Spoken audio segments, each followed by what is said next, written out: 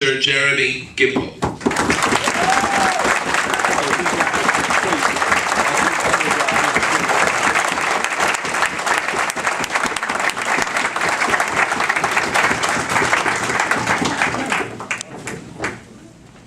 Shalom, everybody. Shalom. Thank you all for coming out tonight. I'm going to start off with my favorite army story.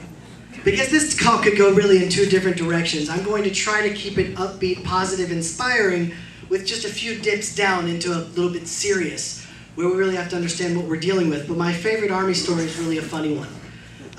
My best friend in Israel, we've been friends since we were literally 18 years old. He's also the co-host of my radio show, my television show in Israel. And once a year, he's also my sharpshooter. I'm his platoon sergeant. And for those of you that have best friends, that's a fabulous thing to arrange. Where once a year, I get to tell him, sit down, stand up, run there, run back, give me push-ups. It's amazing. But he was born in Houston, Texas. And he was a Zionist, a Jew, never really felt at home in America.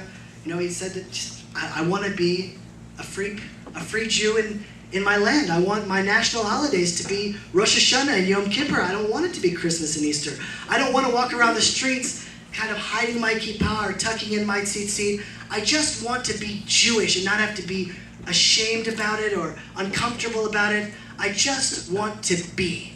And so he moved to Israel when he was 18. He was an ideologue. He wanted to go into the army. He wanted to go into a serious unit. He went into an infantry unit called Golani. His Hebrew wasn't great. But, you know, he said, well, full immersion, I'll pick it up on the way, which is very typical of Ari Abramowitz to do. But his first day in the IDF, you have to understand, basic training in the IDF is taking 18-year-old boys and converting them into disciplined soldiers. So the discipline of basic training is just unprecedented. You can't imagine. You don't see your officer's eyes for the first few weeks because if they have eyes, maybe they have souls, and they're not meant to have souls for at least a few months. In his first day in the IDF, we have what's called a Mizdar Machlaka, where you meet your officers for the first time. And Ari was late to his first Mizdar Machlaka on his first day in the IDF. It wasn't his fault, because he was a lone soldier. There's a mechanism in the army to deal with 18-year-old boys that leave their families and move to Israel. They say, listen, my parents, they have mortgages, they have deals to deal with. I'm moving to Israel, I'm getting out of here. They go to the army, and there's a whole mechanism of where they go for Shabbat, who does their laundry. And he was talking to one of the secretaries about his new life in the IDF. But lo and behold, he's meeting his officers for the first time, and he's still late. Well, everyone is standing at attention in rows of three looking down at their equipment, and they see out of the corner of their eye this relatively large Texan running across the base with his gun waving behind him. And of course, Ari's terrified. It's his first day in the IDF. It's their first day wearing uniform. And they see that one of the people in their unit is coming late. So they see this guy running, and Ari musters up the courage, and he wants to apologize for being late. But instead of saying, I'm sorry that I'm late, Slicha shani me'uchar, Ari says, Slicha shani mechoar. I'm sorry for being ugly. So his first day in the IDF, he salutes his officers and says, excuse me, sirs, I'm sorry for being so ugly.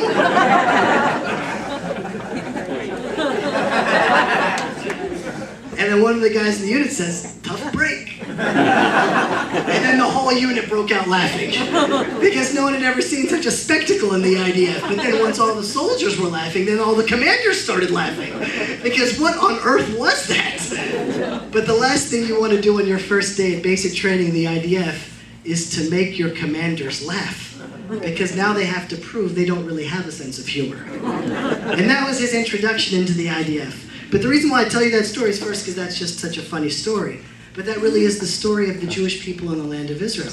143 countries, Jews have returned to our ancient homeland. 72 languages. People that go to the army, not all of them know Hebrew yet because they're picking it up on the way.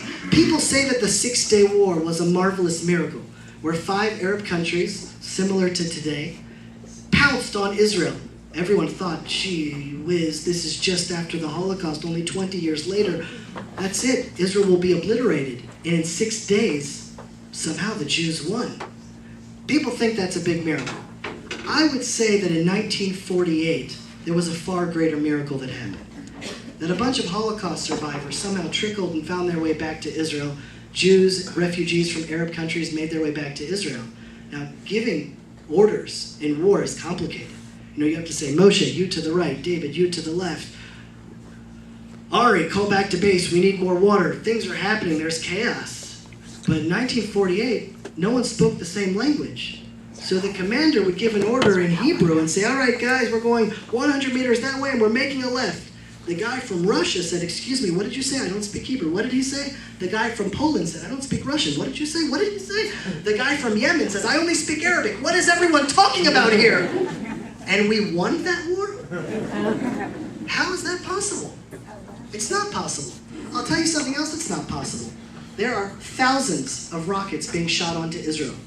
Thousands of rockets. It's hard. We know it because we hear about it in the news, that there are thousands of rockets being shot onto Israel.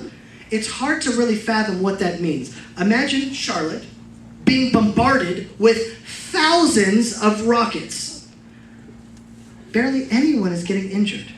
Even during the 3 weeks, which is a time of judgment, during the 9 days, which is a lot of judgment, almost no one is getting killed with thousands of rockets being shot onto Israel. It's hard. I'm going to say that there was a few years ago, Saudi Arabia had one rocket shot upon it.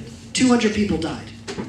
Thousands of rockets are being shot onto Israel, and no one is dying. It's bizarre. It's almost like, well, there's this 6-day war miracle that we know about because we can look back and say, wow, 6 days, what a miracle. If only I was alive then, I would have recognized that that's a miracle. Then there's 1948. Wow, a nation was born in a day. The ingathering of the exiles happened from the ashes of Auschwitz. The state of Israel was born. I would absolutely recognize that miracle.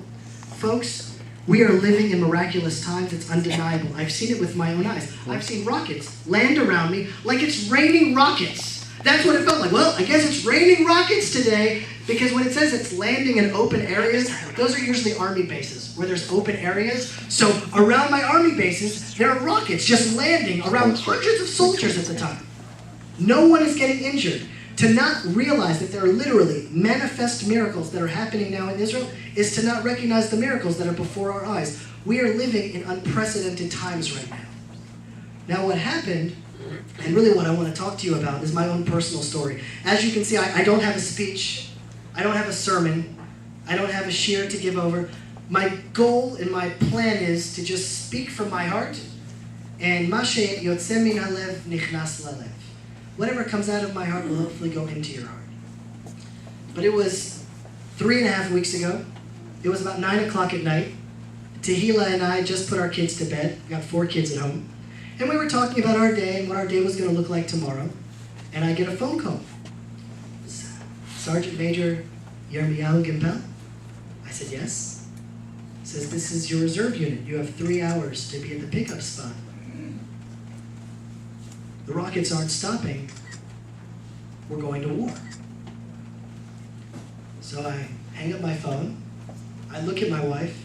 She already knew what the phone call was. It was bizarre. We could just already, the communication had already happened without me saying anything. I guess she just recognized from my glance after receiving the phone call. Amazing about my wife is that not for a moment did she show any fear, at least not to me, or any burden. Later, she said, this is a time that we need national strength. We don't have time to be scared or to complain. We need to be strong now to win this war. Because the other side, they're not stopping. And so throughout the 3 weeks that I was in the army, I would call home. She never complained even once. She never said, oh, these 4 kids are driving me nuts and I'm working full time and I have 4 kids, no one's helping me. There was not even a moment of a little bit of guilt that I felt. The entire time she was just lifting me up to make sure that I would just be focused on the mission ahead. It didn't just happen to me though. It happened to 60,000 fathers. 60,000 reservists were called up. In my unit, this is like the stats that I know, thousands of us, 97% of my unit dropped everything and within 3 hours were in their emergency pickup spot. The only reason it wasn't 100% was because it was summertime and people were traveling. So they were like farther away from their home pickup spot. So it took them a little bit longer to get there. But if you could imagine, 60,000 Jews had to drop everything. You might be a business owner. You may have a deadline the next day. You may have a boss breathing down your neck. You may have a big law case tomorrow. You may have patients waiting for surgery. 60,000, everything stops. And you go to defend your freedom. I can't tell you the stories of my unit, because they're all like me. We all have full-time jobs. And for one moment, you're sipping a cappuccino in like the air conditioning in Jerusalem at a Beit Cafe, and then you're eating tuna fish and beans in the sand. And you're sleeping on rocks for days. Sleeping on rocks and eating tuna fish and beans, because the army's not prepared to feed 60,000 soldiers all at once. So they're what we call manot krab, battle food. Battle food is beans and tuna. But after 3 days of eating beans and tuna for breakfast, lunch, and dinner, but it's not just 3 days, it's 5 days, and 6 days, and 7 days, you become a tuna fish with beans coming out of your ears. And then one of my friends called me up and said, Jeremy, what can we do to help? I'm like, you want to order us some pizza? And he said, absolutely, open check, whatever you want. We ordered pizza for the unit. It was as if Mashiach had arrived. The pandemonium on the base that there was pizza. And then we just imagine the things that seem so gloriously important for us become so silly. And pizza becomes the highest joy. And all of a sudden, all of the things that we're so tied up in our own personal lives, if it's, our mortgage and our kids and our businesses and all the things that we're obsessed with all the time, some of them more important, some of them less important. What happened to everyone, though, is everything stopped.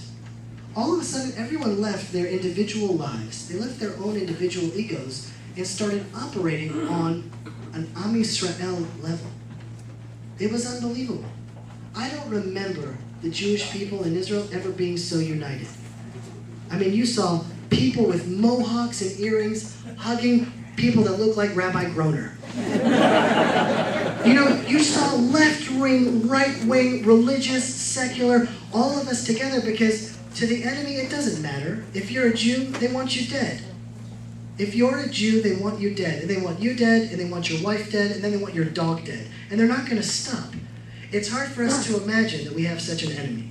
The truth is, the Jews should know how to cope with this a little bit better, because we've had an enemy similar just a few decades ago, where if you were a Jew, they wanted you dead. Right now, the Hamas charter has not changed, and it's not about to change. It wants death to all Jews in the Middle East and to obliterate Israel. And when they're done with Israel, they're coming to North Carolina. That's what really the Jews in North Carolina need to get. That's what the Christians in North Carolina need to get, because it's first the Saturday people, and then when they're done with this the country this big, that they all recognize as really the little Satan, their war is against freedom. Their war is against democracy. Their war is against the values that I'm going to talk about in just a moment. That's their real war. And America is the big Satan. It's shocking to me that America has already forgotten 9/11. Because Hamas and Al-Qaeda, it's the same organization. They operate in different areas. The Muslim Brotherhood is the same. The Ayatollah in Iran funds all of them. They're all one movement. They all have the same ideology. They all root for each other. They all work together. They're all cooperating with each other. And when they're done with Israel, they're coming for America. That's like the message that I have when I speak to most American audiences is people say, well, I don't have a dog in that fight. That's over there in the Middle East. I'm like, we're on the front lines of America's battle. But what is this battle really about? I'm going to make every Jew in this audience uncomfortable now. This war is really about God. And Jews don't like talking about God. Even religious Jews don't like talking about God, because we like to say, well, the Torah tells us. We don't like to say that God tells us, because we don't know what to do with God. It's too confusing for us. But what I want to say is, let's leave all theology aside. All dogma, all creed. What I'm going to go to now is the very core of the Jewish neshama. And the Jewish neshama is inside all of our non-Jewish friends also that have been attached to the Tanakh. I'm going to tell you a story now. And what you're going to do is, you're going to sense something divine inside you. Where, imagine for a moment that there is no God. At that point, humans are the highest authority. Because we're smarter than monkeys and we're smarter than lions and we're the only ones on the planet. So we're the ones that are going to decide what's right for this planet. So, well, who's to say that he's right and I'm wrong, or I'm wrong and he's right? Okay, so what have we come to now in secular society? Well, you have your truth and I have my truth. And there is no real truth because there's no order to the world. There is no ultimate truth. Here's the story. I want to say months ago, but it's years ago, but really years are just 12 months. So months ago, Hamas terrorists came into a Jewish community in the middle of the night. They killed the entire Jewish family in their sleep. Children, husband, wife, dead. As they were leaving, they heard the baby crying in the crib. They didn't know that there was a baby in the house. So they came back and they pulled out their knife and they went to the baby and they killed the baby by stabbing it. And they slit the baby open and killed it in its sleep. What everyone in the room just sensed now was a little bit divine. I don't need to talk to you about dogma or creed or theology. You know that that's wrong. This, on our heads, that's what this represents. Humans are not the highest authority. There is a cosmic order in the world, a truth that transcends humanity. Thou shalt not kill is true. I don't need to debate it. I know that that's wrong. I know that that's evil. I know. I don't need to have a theological conversation about the Torah Shebichsav or the Torah Sheba'al Peh and this ideology and this philosophy. I go right to the core. I know that that's wrong. I've seen too many Holocaust videos. I know that Nazis are wrong. I know that it's evil. I don't need to debate it. I sense it inside me. I know that there is a cosmic order to the world, that there is a truth in the world that's worth fighting for. The enemy that we're fighting for doesn't know that truth. They don't know that. In fact, they like that. If there were more babies, they would kill more babies in that house. If the Hamas had bigger rockets, they would shoot bigger rockets. If they had larger missiles that would kill more innocent Jews, they would be shooting larger missiles that would kill more innocent Jews. If they had a nuclear bomb, without flinching, they would press the button and a nuclear bomb would go off in Israel or in America, wherever they decide. If they had gas chambers, understand this well, if they could, they would round up the Jews, push us into gas chambers, and turn on the faucets and kill us all. That's the enemy we're dealing with. It's that twinge inside that we felt, that we know is wrong, they don't have that. They don't believe that. They worship a different ideology. And it's not that they're bad people. You have to know, I don't hate Arabs. I don't hate the Palestinians at all. I feel horrible for them. I'm so compassionate for them. I feel for their children. Because when you take a 3-year-old and a 4-year-old, and the way you graduate kindergarten is by dipping your hands into red paint and say, this is the blood of Jews, this is the blood of Christians, you will make demonic children. You'll make suicide bomber children. Because children don't know any better. And if you indoctrinate them into insanity, then they will become insane. And we're dealing right now with an insane ideology. Now, I don't want to focus too much on the insane ideology. And I've made a mistake as I've spoken to the media because I focused a little bit too much about it because I want America to wake up. Because I live with them. I know them. I see them.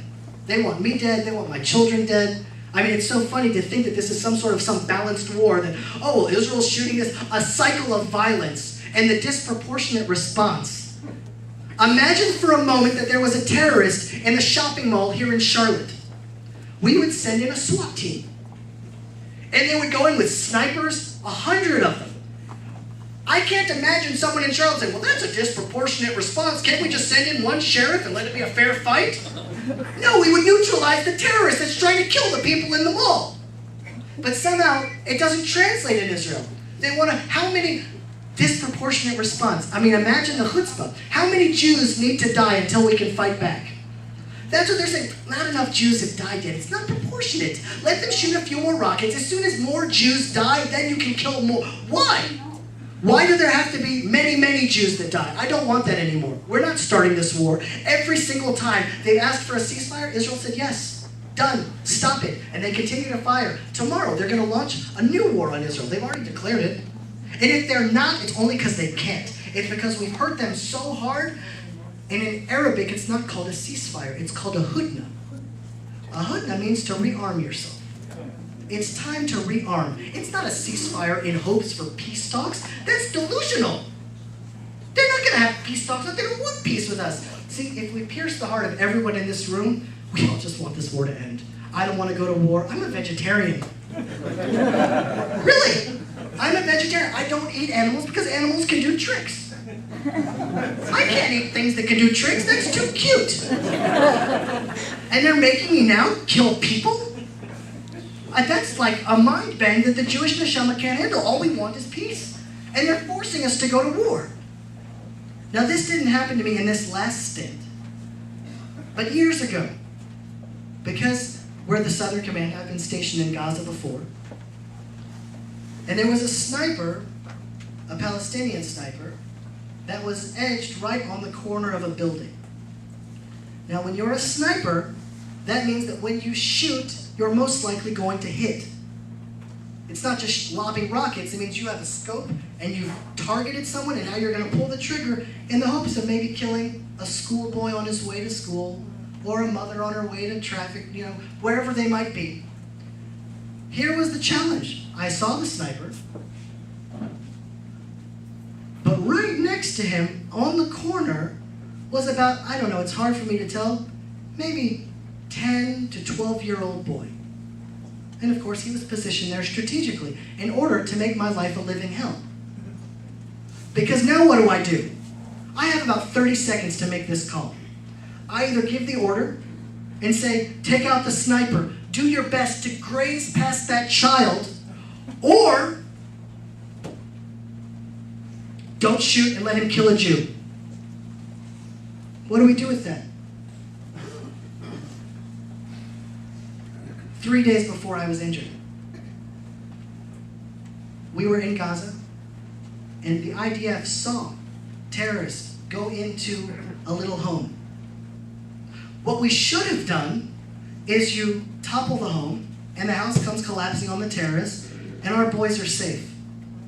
Israel was concerned that there may have been a civilian in the house, so the IDF sent troops into the house in order to pinpoint the terrorists to not hurt the civilian. 3 of our boys were killed because the house was booby-trapped. We're fighting an impossible war. Here's the reality, though, that's so hard for us to wrap our minds around. After suicide bombers blow themselves up, even when they're children, the mothers go to mosque the next morning and they pass out candies, saying, "Yay, my son is a martyr. Yay, my son is a martyr. Here's candies." It's a different ideology that we're dealing with. It's hard for us to wrap. It's so different. It's not like an America-Canada border. It's a different mentality.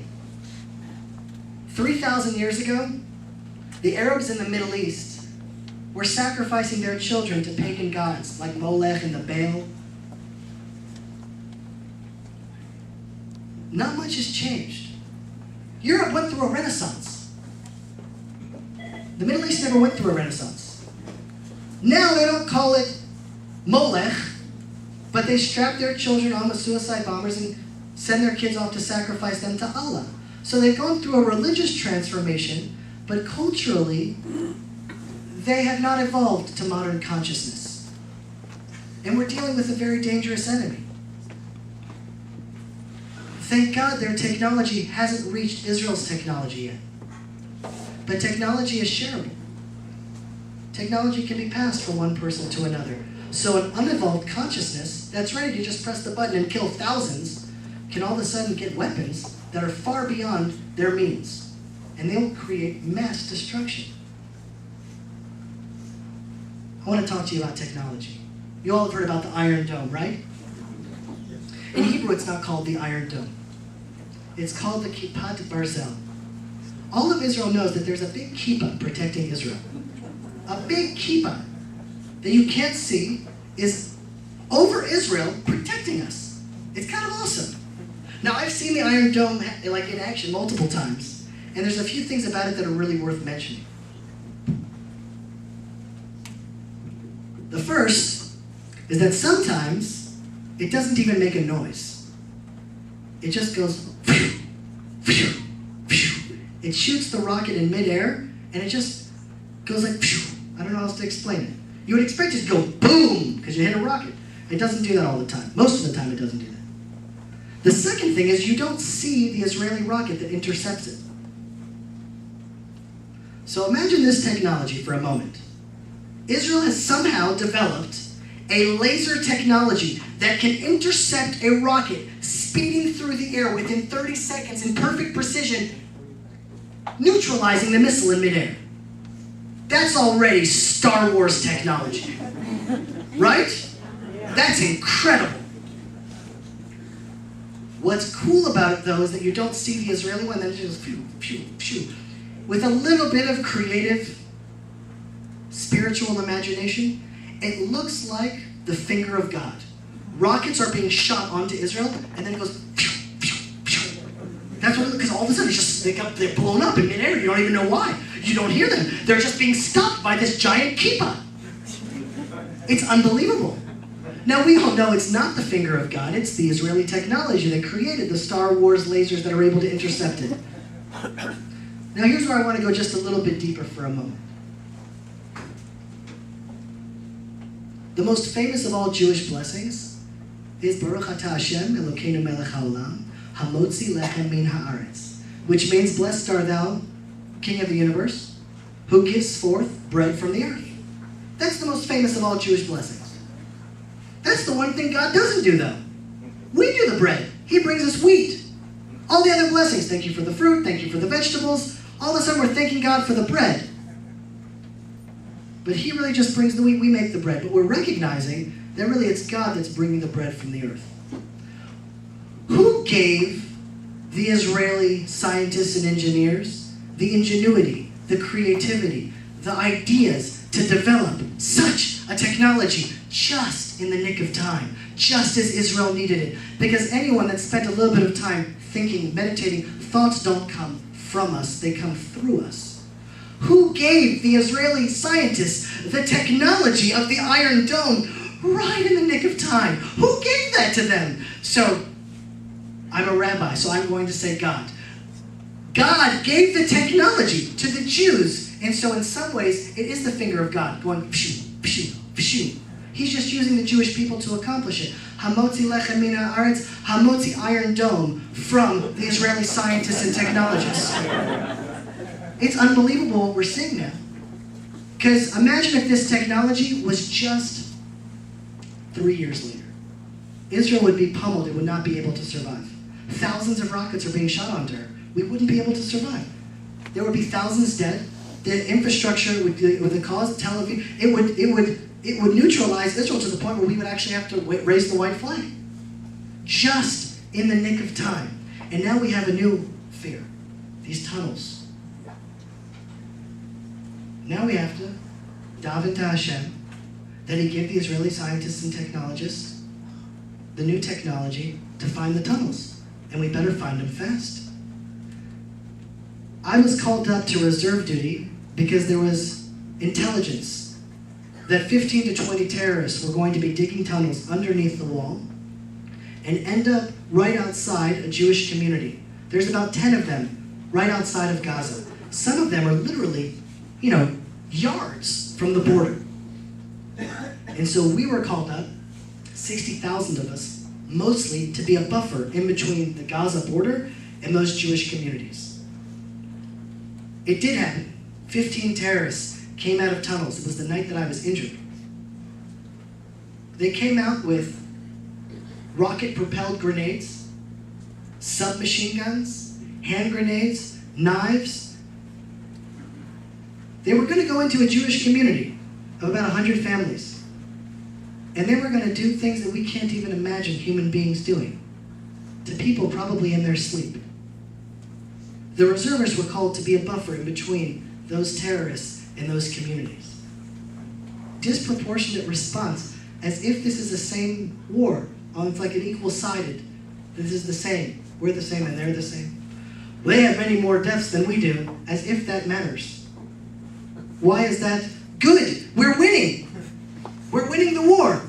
I mean, imagine what happened when the Nazis were going to take over. It was good that the Germans were being killed then. It's terrible. I'm a vegetarian, but we don't want Nazis taking over the world. And we don't want the Hamas and Al-Qaeda to take over the world either. And those who think that they don't want to take over the world are living in a delusion, because that's exactly what they want. Read their material. They're not bashful about it.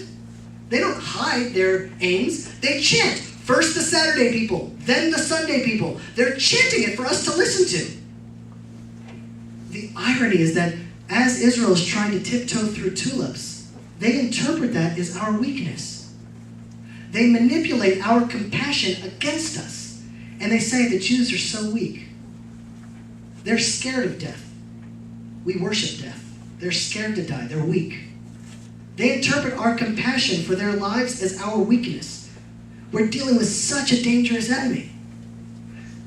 But here's a really important point. Canadians are nice people, right? I like Canada. If Canada were to start shooting rockets onto New York, thousands of them, it would be America's right to do whatever it had to do to stop Canadians from doing that, even if they were great people.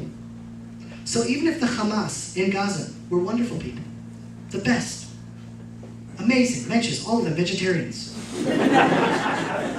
If they shoot thousands of rockets onto Israel, Israel has every right to do whatever it has to do to protect its civilians. The only reason why I'm telling you about the enemy we're dealing with is only an insane enemy like that will be shooting thousands of rockets onto its neighboring countries. But look at the Middle East.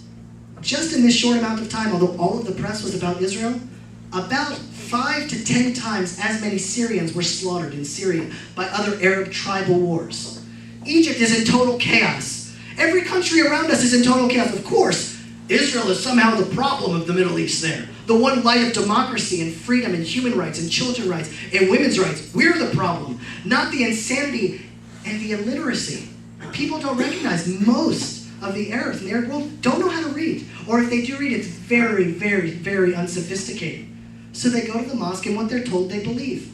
We laugh at the 72 virgins. That's what they believe. They'll get 72 virgins. That's so primitive. No, they really believe that. They really believe that.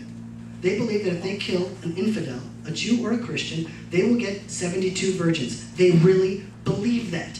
That's their consciousness. It's different than us. It's not politically correct to say these words, but it's the truth. And until we recognize the truth, we're not going to be able to win this war. The Nazis were an insane ideology. It was their ideology to kill Jews. It wasn't an accident, and it wasn't about borders or politics. It was an ideology to rid the world of Jews. The Hamas is not that different.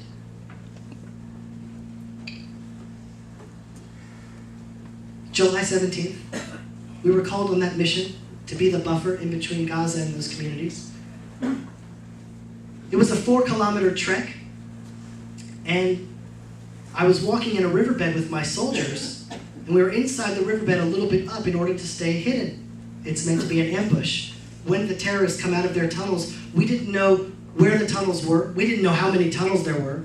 We knew that it was going to be one of the Jewish communities. So my unit was in one of the avenues, one of the riverbeds, on the way to one of the Jewish communities. It was a 4-kilometer trek. We were about 2 kilometers in. And the land in Gaza is very sandy. It's like sand dunes. So sometimes it looks like real earth, but it's not. And I was walking inside the riverbed, and my left leg collapsed. The earth under me collapsed into the riverbed, and then about 100, maybe 120 pounds of equipment, my water for 48 hours, my food, my ammo, my gun, all of it came collapsing onto my right knee that stayed on stable footing. So everything came snapping down on my knee. And I got up and my knee looked like a basketball. But I'm the platoon sergeant, and we're 2 kilometers in.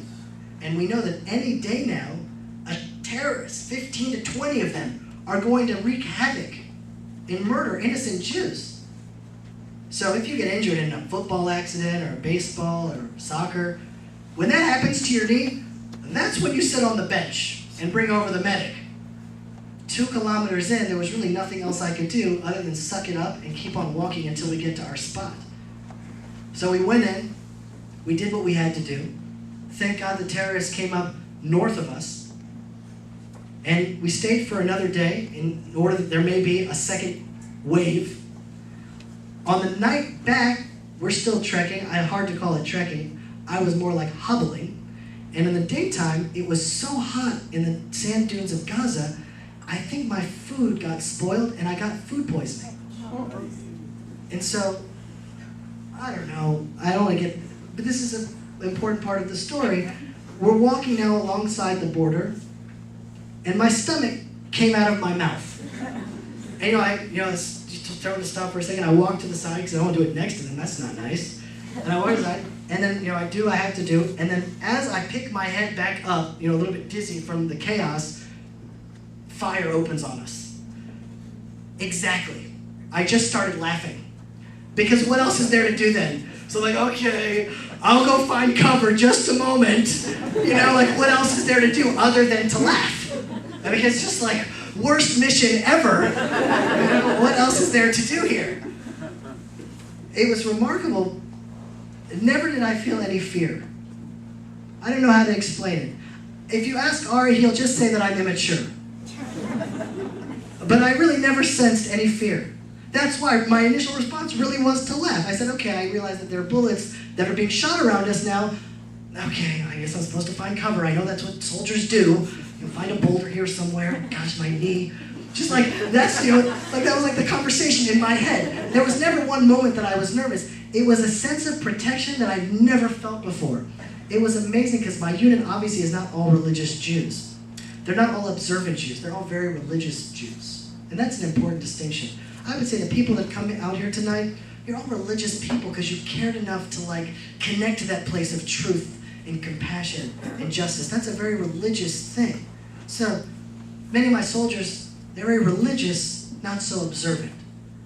But there's a prayer that we say when we go on long treks, usually a long highway or maybe an airplane ride. It's the prayer of the traveler, Tfilat HaDerech.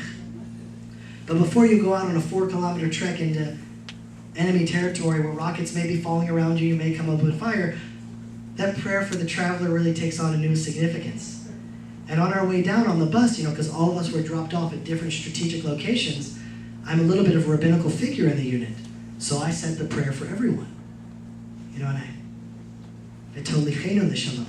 And God should walk with us in peace.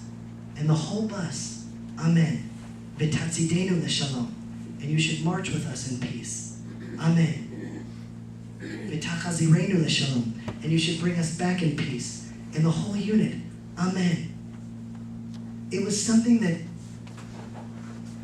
you had to be there to see it. You had to see it to believe it. It was like all of the nourishkeit that Jews are so obsessed with. The joke about, 2 Jews on an island and there's 15 synagogues because there's 14 we don't go into, but that one, all of that was taken away. All of it was taken away. And we all became like one people again, believing in what we all believe in. Jews are so used to believing in God, we don't even recognize that we believe in God. We're so used to knowing that cosmic order. I spoke in Nashville just a couple of nights ago. 1,000 people came out.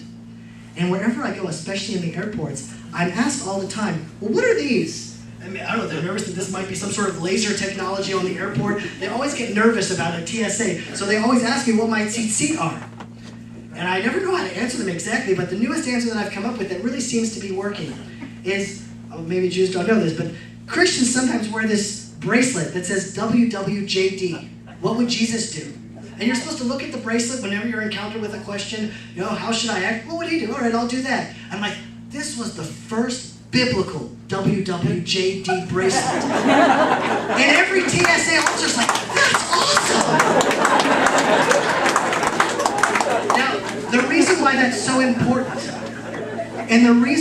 so important, is because Jews and Christians have been trained throughout their life.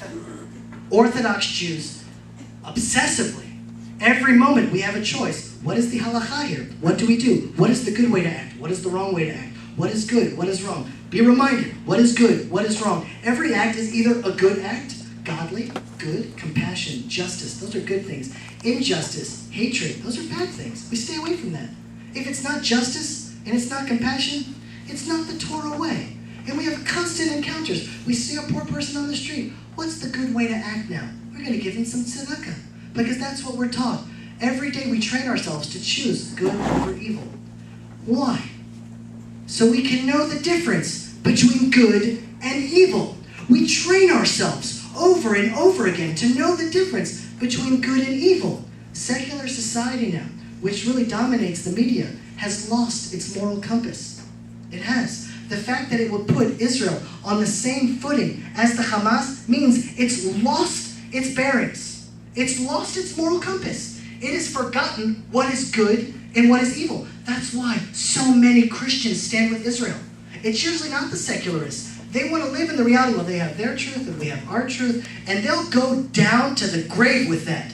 And they'll manipulate the media in order to make it fit that mode. And they can't say, that's evil. They won't do it. And if they do, you know what they've done? They've just become a religious person again. And they've recognized a cosmic order. They've recognized that there's a truth in the world, a way that we know is the right way to live. We don't need to talk about it. We don't need to theorize about it. We just know it.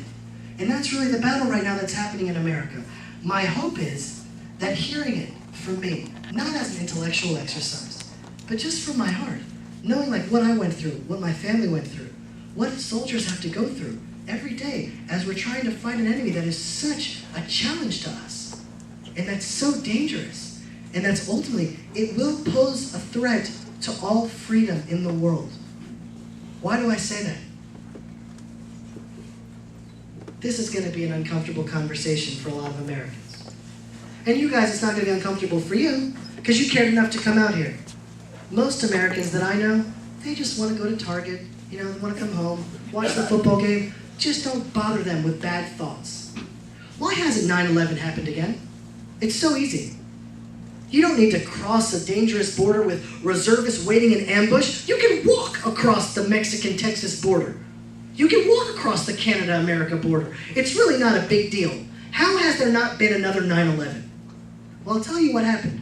After 9/11, America kicked their butts. And they said, whoa, we're not doing that again. Until we're ready. Until we're ready. And the next time we strike, it's not going to be two little towers. We're going to strike them so hard, they're not going to be able to recover. We're going to win the war against America. And it's just a matter of time until the war in Gaza becomes a war in North Carolina. That's why I'm here, to try in some ways to wake up the Jewish community, the Christian community, those that know the good and evil in the world, those that can sense it and realize that our way of life is under attack right now. There's a real threat for freedom in the world. And now we have one life to live. And we have one choice. We can either side with the forces of freedom, truth, justice, compassion, and love. And if you don't take a side, you're literally giving strength to the forces that worship hate, that want war. And so, there's an amazing saying in the Talmud that says that Jews are like olives. When crushed under tremendous pressure, the olive oil comes out. Sometimes it takes a war to bring all the Jews together. But here, in North Carolina, there's not enough room in the house. It's a small Jewish community. So many people came out. We're like diamonds that when they get crushed, sometimes the most beautiful gems come out. So I want to give us a bracha, a blessing, that we should use this opportunity that's woken up inside us, something that may have been asleep for a while. Saying, you know what? I feel connected to Israel more than I realized.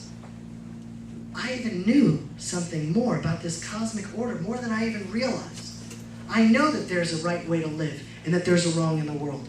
And I'm going to choose this time to stand with my people, Israel. What's happening in Israel now hasn't been seen in 2,000 years. It's literally a resurrection of King David's army with Tfilat HaDerech to top it off. What we're seeing now in Israel is Jewish power and Jewish unity that hasn't been seen in thousands of years. The Iron Dome is just the beginning. As we use our rockets, of course, to protect our civilians, and they use their civilians to protect their rockets. It's becoming so clear. And so now, Bezrat Hashem, we should stand united. And now the question is, what's to walk away with? And here's a challenge. This is going to sound cliche, and it may raise eyebrows, but I'm just going to tell you the truth. I've seen miracles manifest in Israel in my life. I'm just lucky enough to see it. I've seen things that should have exploded that didn't explode. Things that shouldn't have exploded that didn't. Things that are happening that shouldn't happen. There are stories in the Israeli press that don't reach here day after day of, I was just in my living room. I just left my living room and the rocket came and hit my living room. A kindergarten teacher just canceled her thing because she was sick that night. The rocket hits the kindergarten. 50 kids would have been killed. 50 kids saved. Story after story after story. Miracles upon miracles. Thousands of rockets are landing on Israel and no one is getting killed. The only explanation that I have for that is that Am Yisrael right now is united. And those that love Israel are united with us. And there are millions of people praying for Israel right now. And we all know thoughts change reality. If you think positively, you'll have a positive day. Your boss will treat you nicer. We know that our thoughts will manifest in reality.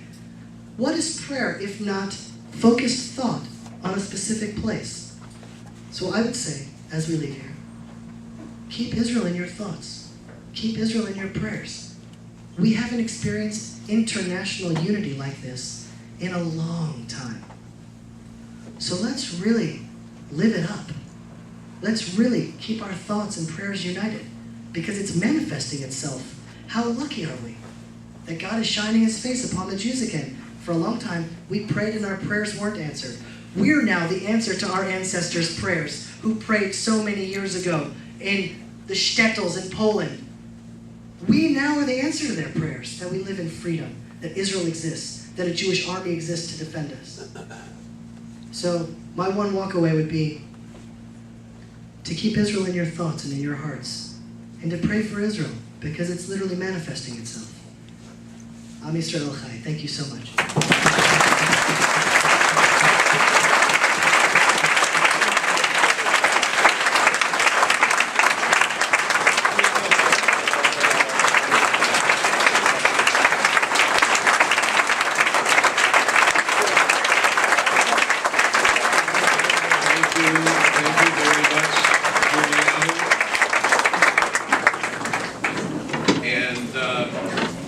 Jeremy has agreed to take some Q&A, so I'm going to step out of the way and let him have the mic. I know there might be a lot of questions. We're just going to take a few, so we don't have to detain everybody here this evening. And I do agree we have to pray for peace.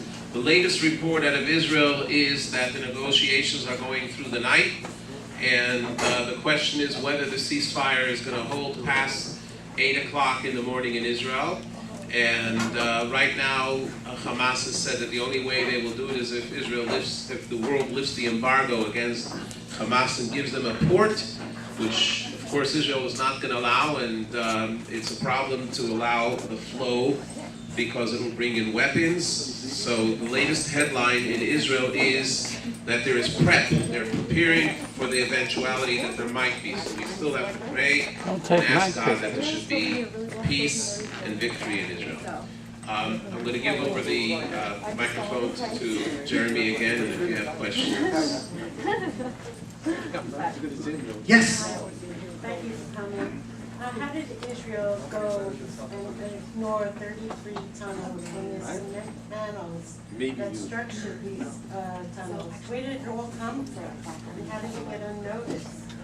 They weren't unnoticed, the tunnels. Oh, the question was, how could it be that there are tunnels with cement? You can drive cars through these tunnels. How did Israel not know about them, which is a very legitimate question. We knew about the tunnels. We didn't know how many. Because to build that many tunnels means that the millions of dollars that were poured onto the Palestinian people to build them schools, to give them food, went to building tunnels to kill Jews. Meaning all of the UN money and all of America's money, all of this money that goes there, that didn't compute with Israelis' mind. Like, it takes millions of dollars to build hundreds and hundreds of kilometer-wide tunnels underground. It's insane. So it was just so beyond our scope of what they would do with the money that they were given to help their people that Where was the material coming from?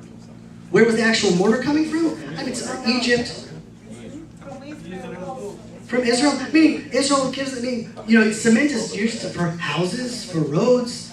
It just didn't dawn on the Israeli public that they were doing hundreds. I mean, we can understand 3 tunnels, smuggle drugs, smuggle some rockets, hundreds of tunnels, all of them right up to Jewish towns. They were planning on Rosh Hashanah to do a Jewish massacre on Yom HaDin.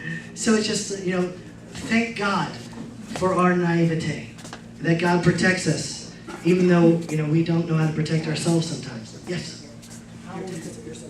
How were your troops finding the tunnels when we're reading that they're trying to find the tunnels and destroy them? Ever hear that? How do we find the tunnels? The problem with tunnels is that Israel has not yet developed the technology to find them underground yet.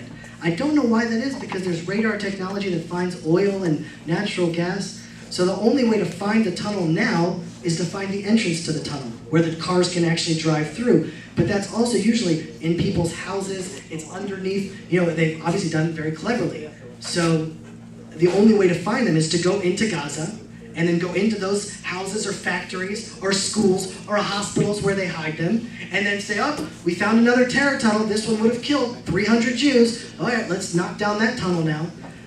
I'm a little bit disappointed in the war, and so are all of the soldiers with me.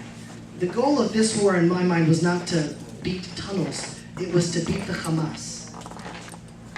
Just decades ago, there were warmongering, nationalist, violent Nazis. And somehow we turned them into tree-hugging liberals. Is that fair enough to say the Germans today? They were Nazis. They democratically elected the Nazi party. And today they're tree-hugging liberals. They are. I know them.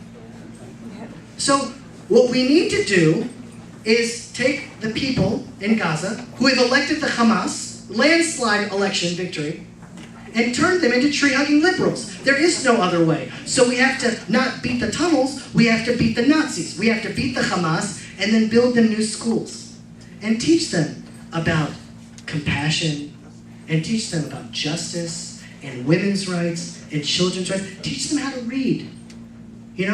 Connect them to the internet, to the larger world outside. So the tunnels is really a symptom to the problem. But the problem has not been solved yet, and it seems as though, okay, so we've destroyed these tunnels, well, they'll get more millions of dollars from the UN and America in order to feed their people, and then they'll build more tunnels, and then in 2 years I'll be called up again for reserve duty. Hopefully I won't be injured. I'll come back to North Carolina, we'll have this talk again, and that just seems insane to me. But right now, for whatever reason, Israel yet doesn't feel like they can finish the job. The international pressure is so strong on Israel now that even as we're tiptoeing through tulips, sacrificing our soldiers for their lives, we're still being, just blasted in the UN and on CNN. And so Israel still is a little tiny country, and they don't yet have the gusto to do what they need to do. But maybe the day will come soon. Yes? You just kind of led into my question. I heard today that America was discussing the possibility of going into Iraq, and they said they would not put boots on the ground, but would just go in there and bomb them with discretion. And I'm wondering, with that attitude, wouldn't Israel, kind of hearing something like that, want to say, well, if this is what you want to do and you're the ones who are giving us all this, service, shouldn't we do the same thing and be done with it? Because we bombed, Japan, and now we're trading. Shouldn't it be just done and that's it? Yeah, there's no question. The question was, just to repeat, America just announced that they want to re-enter Iraq and disrupt all the chaos that's going on there, and the terrorists, of course, connected to the Hamas and the same network that we spoke about are taking over, but they don't want to send boots on the ground. They will just do it with Air Force and drones in order to not risk Israeli soldiers. And then why can't Israel say to America, hey, we want to do the same thing. We just want to go and just bomb Gaza and the best we can, just, to make our best to not hurt people, but that's what we're going to do. there is an incredible double standard when it comes to Israel. I mean, there's just no way around it. That would be the normal thing to do. And the truth is, if the leadership in Israel were a little bit stronger, there are voices within the government that are saying, yes, let's do just that. Why are we tiptoeing through tulips, risking our soldiers to protect the people that elected the Hamas? If a Hamas is in someone's home, they're harboring a terrorist. That shouldn't be done. America would never put up with that, and neither would any other country. Russia wouldn't put up with that. We look at all the countries around the world. Why are we doing this song and dance with a terrorist organization? Why are we having a ceasefire with a terrorist organization? Terrorist organizations need to be eliminated. And so I think that you're right, and I think that a time will come where, and it won't be long, where Israel will finally stand on its own 2 feet and say, we have to do what we have to do and eradicate evil from the land. Yes? Why don't we just take back Gaza? Yeah. The truth is, why don't we just take back Gaza? That was the question. Why don't we take back Gaza? Gaza is such a complicated scenario right now, meaning what's been proven is 2 things. When Jews live amongst the Arabs, as we do, let's say, in Judea and Samaria or the West Bank, so there's not rockets being shot upon us. There aren't wars where 50 soldiers, 60 soldiers are killed, thousands of Palestinians are killed. It just doesn't happen because we're there amongst them, and maybe we rub off on them a little bit. I mean, if you look at the Arabs in Jerusalem, you can go down the Mamilla Mall next to the old city, and Arabs are walking alongside the Mamilla, alongside us. So they may not love us, but they're not shooting rockets upon us. So that's better. It seems as though the more integration and contact we have, the better the reality is. We disengaged from Gaza as a step for peace, saying, okay, well, we'll give you your independence, and here you go. They immediately elected the Hamas and started shooting rockets. As we were leaving, they were already shooting rockets. So why don't we take back Gaza? I don't know the answer to that. What I do know, though, is that this war has put the 2-state solution to bed. They shut the airport down from Gaza. I almost missed my flight. The only reason I didn't miss my flight was because I flew El Al. And El Al was the only airline that was still flying. I went to the airport, and those of you that have been in Israel, I mean, it's buzzing with people. It was a ghost town. No one was there. All of the flights shut down. They could shut down our economy. That would be the end of Israel. So Judea and Samaria, the West Bank, that's 9 miles wide to the ocean. That's 3 miles away, sometimes 1 mile away from Ben Gurion Airport. You want rockets on Ben Gurion Airport? Finally, Israel's been like, okay, we're definitely not doing that. So that has at least put the 2-state solution to bed for at least a few years. So that's one positive thing that has come of it. But I wonder if we could learn the lesson instead of trying to build walls and say, all right, we'll put them behind walls and hopefully they'll go away, saying, no, the Jewish people, whether we like it or not, we're meant to be called a light unto the nations. And we are strategically located in a sea of tyranny, oppression, and illiteracy in order to light up that area. So maybe the more integration we have with our Arab neighbors, the more they'll learn a Jewish way of life, where you don't kill babies, you love babies. You live for life, not for death. Compassion and justice rule, not violence and terror. But that's the best I can answer for now. Yes? Can you share any more miracle stories you've seen or heard? Miracle stories, I mean, there's so many to be told. Bullets are being shot, rockets are fall. Soldiers are under fire. It's a war in Gaza. Then you can count the number of soldiers on your hands. We're at war there's so many of them. I don't know. There's, sometimes if you smoke a cigarette at nighttime, that's usually not a good move because you've now put a red dot right on your face. And you're taught not to do that. But sometimes you're, listen, I've been in the army. I'm 36 years old. I know how to. And there's bullets now being shot all around you. You're like, well, thank God that didn't hit. So that's a constant story. That's there's too many stories to tell. I don't even know where to begin. But it's so many that it becomes overwhelming, so we just shut it out. And the only thing that I can compare that to is this is my children's first trip outside of Israel. And I was going to go on this lecture tour. Definitely not going to leave my kids behind in the middle of that chaos. We've been here now for 2 weeks. We landed in Texas, and we started driving around, through Oklahoma. We now made it to the Carolinas, and my kids were like, "Papa, there's a lake!" lakes here. Because in Israel we have the Kinneret, and that's about it. And then they went to, another lake! And we're like, yeah, it's another lake, another lake! And then after like the 6th or 7th lake, we're like, okay, there's a lot of lakes here. And they just became desensitized because there's just so much natural beauty here that it overwhelms the senses. There are so many manifest miracles happening now in Israel that either you can be overwhelmed at the divine providence or just shut it out and say like, okay, there's a lot of lakes. Let's just move on. And so that's the reality that is Israel right now. All right, I just want to thank Rabbi Groner. Oh, 2 more questions. 2 more questions. Oh, good. Okay. I'll stay here afterwards if you guys want to schmooze a little bit. Michael. Yeah, Michael. 2 questions. One Jewish, 2 questions. Did the heat not cool make any difference for good or bad? Okay. That's one question. And is this situation bringing the West Bank